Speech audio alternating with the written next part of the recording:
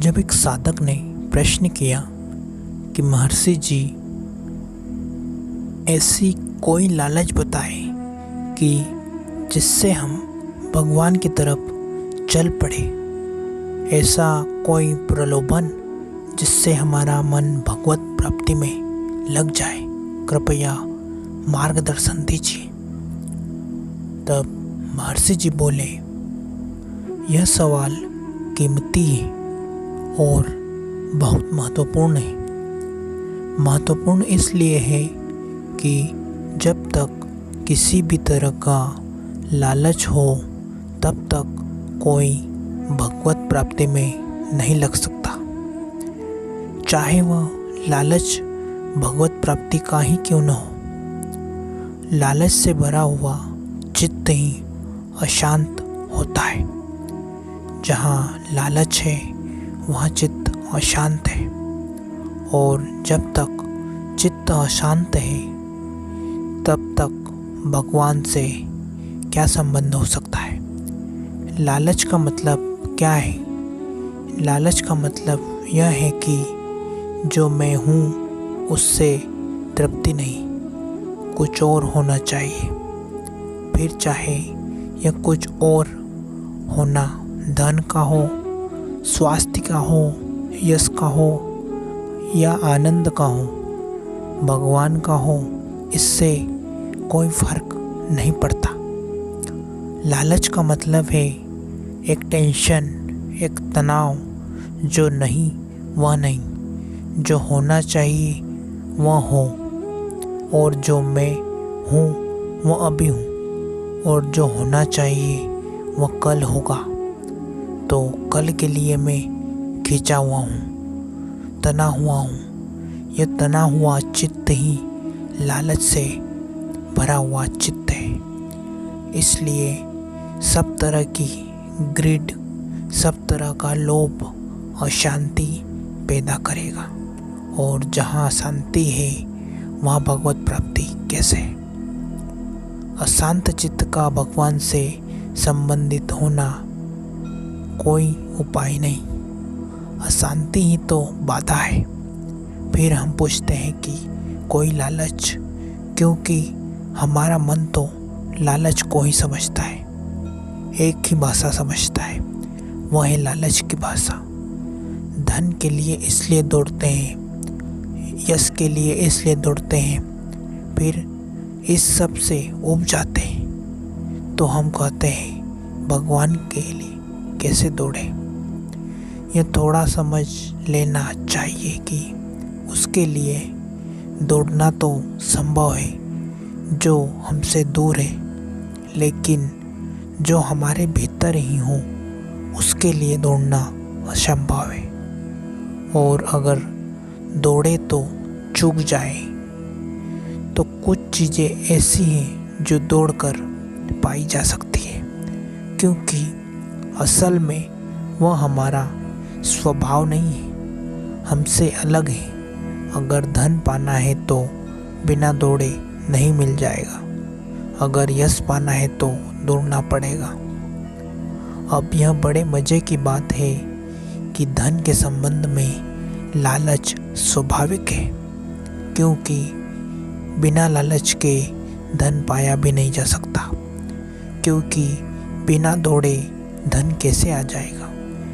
धन कहीं और है, आप कहीं और हैं, दौड़ना पड़ेगा, दौड़ना पड़ेगा। तो शायद आप पहुंच जाए, फिर भी ज़रूरी नहीं कि पहुंच जाए, लेकिन परमात्मा कहीं दूर नहीं है। 1 इंच का भी फासला होता तो थोड़ा दौड़ लेते, 1 इंच का भी फासला नहीं है। हम वहीं खड़े हैं जहाँ परमात्मा है, हम वहीं हैं जो वह है। तो दौड़ेंगे कहाँ, खोजने कहाँ जाएंगे? जिसे खोया हो उसे खोज सकते हैं, और जिसे खोया ही न हो उसे खोजा तो भटक जाएंगे, सिर्फ परेशानी में पड़ जाएंगे। मैंने सुना है एक आदमी ने शराब पी ली थी और वह रात बेहोश हो गया। आदत के वश अपने घर चला आया। पैर चले आए घर, लेकिन बेहोश था। घर पहचान नहीं सका। सीढ़ियों पर खड़े होकर पास पड़ोस के लोगों से पूछने लगा कि मैं अपना घर भूल गया हूँ, मेरा घर कहाँ है, मुझे बता दो। लोगों ने कहा, यही तुम्हारा घर है। उसने कहा, मुझे भरमाओ मत, मुझे मेरे घर जाना है। मेरी बूढ़ी माँ मेरा रास्ता देखती होगी और कोई कृपा करो, मुझे मेरे घर पहुँचा दो। शोरगुल सुनकर उसकी बूढ़ी माँ भी उठ आई। दरवाज़ा खोलकर उसने देखा, उसका बेटा चिल्ला रहा है, रो रहा है कि मुझे मेरे घर पहुँचा दो। उसने उसके सिर पर हाथ रखा और कहा, बेटा, यह तेरा घर है और मैं तेरी माँ हूँ। उसने कहा, हे बुढ़िया, तेरे ही जैसी मेरी बूढ़ी माँ है, वह मेरा रास्ता देखती होगी, मुझे मेरे घर का रास्ता बता दो। पर ये सब लोग हंस रहे हैं। कोई मुझे घर का रास्ता नहीं बताता। मैं कहाँ जाऊँ? मैं कैसे अपने घर को पाऊँ?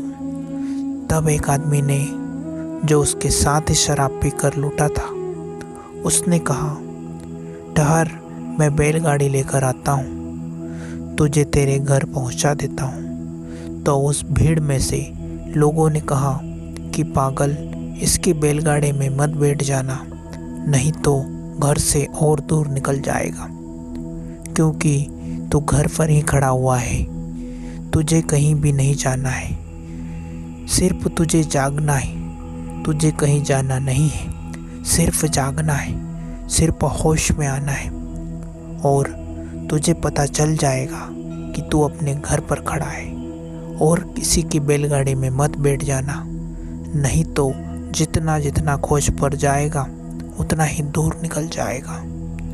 हम सब वहीं खड़े हुए हैं जहाँ से हमें कहीं भी जाना नहीं है, लेकिन हमारा चित्त, हमारा मन एक ही तरह की भाषा समझता है, जाने की, दौड़ने की, लालच की, पाने की, खोज की, उपलब्धि की। तो वह जो हमारा चित्त एक तरह की भाषा समझता है। अब आप पूछते हैं कि गृहस्थ असल में अगर ठीक से समझे तो जो पाने की, खोजने की, पहुंचने की, दौड़ने की, लोभ की भाषा समझता है, ऐसे चित्त का नाम ही गृहस्थ है। और गृहस्थ का कोई मतलब नहीं होता। जिसको इस तरह की लैंग्वेज भर समझ में आती है वह गृहस्थ है, और जो पाने की, दौड़ने की, खोजने की, पहुंचने की भाषा छोड़ देता है, पहुंचा ही हुआ हूँ, पाया ही हुआ हूँ, हुआ ही हुआ हूँ, ऐसी भाषा समझने लगता है, उसका नाम सन्यासी है। और अगर सन्यासी भी पहुंचने और दौड़ने की बात कर रहा हो तो गृहस्थ है, वह अभी सन्यासी नहीं है। कपड़े बदल लिए होंगे, यह हो सकता है, लेकिन अगर वह यह कह रहा है कि मैं परमात्मा को पाना चाहता हूँ, तो अभी वह गृहस्थ है, अभी वह सन्यासी हुआ ही नहीं। अभी उसने भाषा ही नहीं जानी कि सन्यासी होने का मतलब क्या है। सन्यासी होने का मतलब यह है कि पाने को कुछ है ही नहीं, जो भी पाने को है वह पाया ही हुआ है।